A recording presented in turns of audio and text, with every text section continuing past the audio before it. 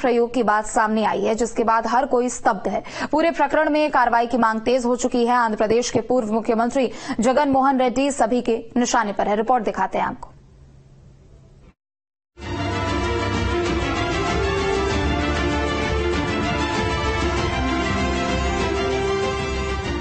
दुनिया के करोड़ों हिंदुओं के लिए तिरुपति बालाजी मंदिर दिव्यता और श्रद्धा का पवित्र स्थल है।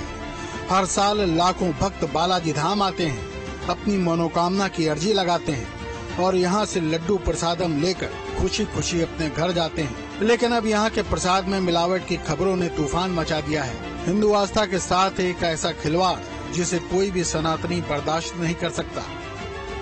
दरअसल तिरुपति बालाजी मंदिर के प्रसाद में मिलावट को लेकर नेशनल डेयरी डेवलपमेंट बोर्ड की रिपोर्ट सामने आई है। इस रिपोर्ट को टीडीपी नेता अनम वेंकट रमन्ना रेड्डी ने सार्वजनिक करते हुए दावा किया है कि प्रसाद में बीफ समेत कई मिलावट की गई है। इसमें गोमांस की चर्बी के इस्तेमाल का भी दावा किया गया है।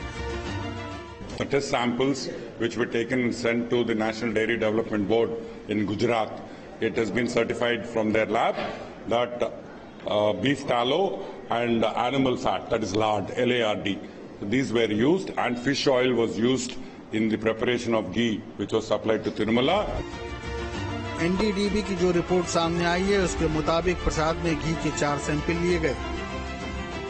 सैंपल के रिपोर्ट पर नजर डालें तो इनमें पहला सैंपल का मानक वैल्यू 98.05 से लेकर 101.95 होना चाहिए था, लेकिन ये 87.61 निकला, जो मानक के अनुरूप नहीं है।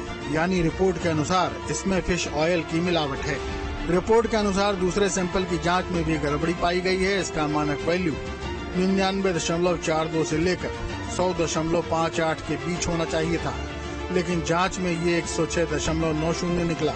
इसका मतलब है कि इसमें कोकोनट यानी नारियल या पाम कर्नेल फैट की मिलावट है। तीसरे सैंपल की जांच में गड़बड़ी का दावा किया गया है, जिसके मुताबिक मानक 95.90 से 104.10 के बीच होना चाहिए था, लेकिन ये 23.22 निकला। इसका मतलब ये है कि इसमें पाम ऑयल और बीफ की चर्बी की मिलावट है। चौथे सैंपल की रिपोर्ट को भी देख लीजिए। इसका मानक 97.96 से 102.04 के बीच होना चाहिए था, लेकिन जांच में 116.09 पाया गया।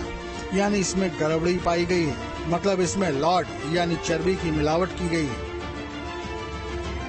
उधर लड्डू प्रसादम में मिलावट की खबरें सामने आते ही हिंदू धर्मावलंबियों का गुस्सा फूट पड़ा।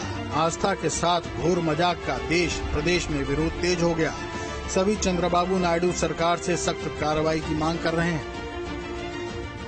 बहुत दुखद बात है और सनातन धर्म के साथ बहुत बड़ा खिलवाड़ है। सनातनियों को समझना चाहिए कि ये सरकारें हमारा कितना विनाश करने का कार्य करती हैं, हमारे लिए कितना दर्दनाक काम। जो एक हमारे आराध्य हैं बालाजी, तिरुपति बालाजी, मतलब आप समझ रहे हैं करोड़ों लोगों के आराध्य हैं और कितनी आस्था है लोगों की वहां पर जा जाकर, और उससे सरकारें चलती हैं उस मंदिर से, वहां की सरकार चल रही है उस मंदिर के चढ़ावे से।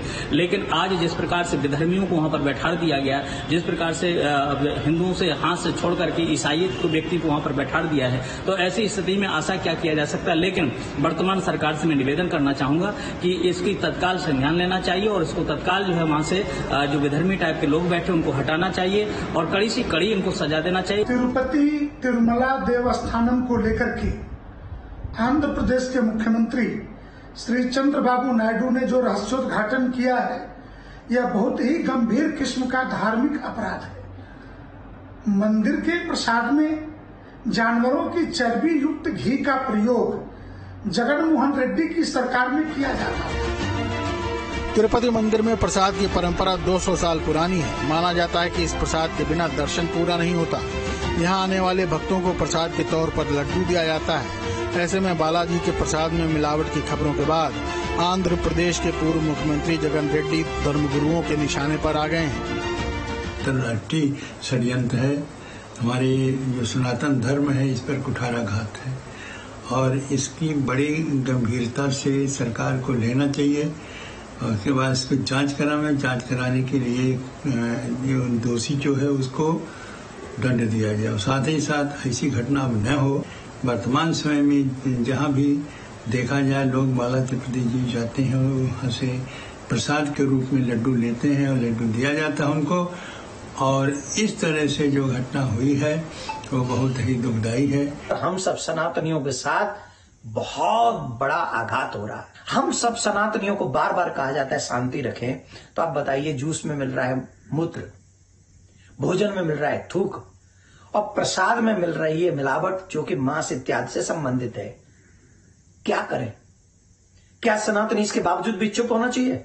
नहीं, ये अगर सच है तो इसके अगेंस्ट, इन सब के पीछे कौन सा है, कौन व्यक्ति है, पहले ये पता करें और फिर इसके अगेंस्ट में इतनी कठोर कार्रवाई हो, इतनी कठोर कार्रवाई हो कि दोबारा किसी का साहस न हो सके। भगवान तिरुपति के भोग में हुई मिलावट की न्यूज सुनकर निसंदेह व्यथित हूं, दुखी हूं, स्तब्ध हूं कि इस देश में करोड़ों लोगों की आस्था का केंद्र कैसे मिलावट का शिकार हो जाता है।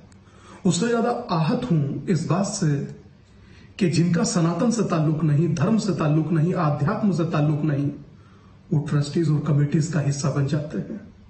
मैं फिर कह रहा हूं अपने सनातन से जुड़े हर व्यक्ति से, देश की सरकार और सियासत से, कि मंदिरों को सरकारी नियंत्रण से मुक्त कीजिए, वरना सनातन तो आपके किए की सजा भोग ही रहा है, देवता भी भोग रहा है। देश के धनी मंदिरों में शुमार तिरुपति बालाजी मंदिर में भगवान विष्णु और भगवान वेंकटेश्वर विराजमान हैं और ये हिंदुओं की आस्था का प्रमुख केंद्र है। इस मंदिर का संचालन तिरुमला तिरुपति देवस्थानम करता है। हर रोज लाखों भक्त घंटों लाइन में लगने के बाद मत्था टेकते हैं और अपनी मनोकामना पूरी होने की प्रार्थना करते हैं। ऐसे में यहाँ के प्रसाद में बीफ और फिश ऑयल की मिलावट की खबरें निश्चित ही हिंदू आस्था के साथ महापाप है।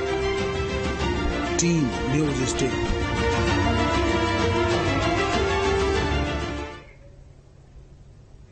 और चलिए फिलहाल इस बुलेटिन में इतना ही। आप देखते रहे न्यूज स्टेट। नमस्कार।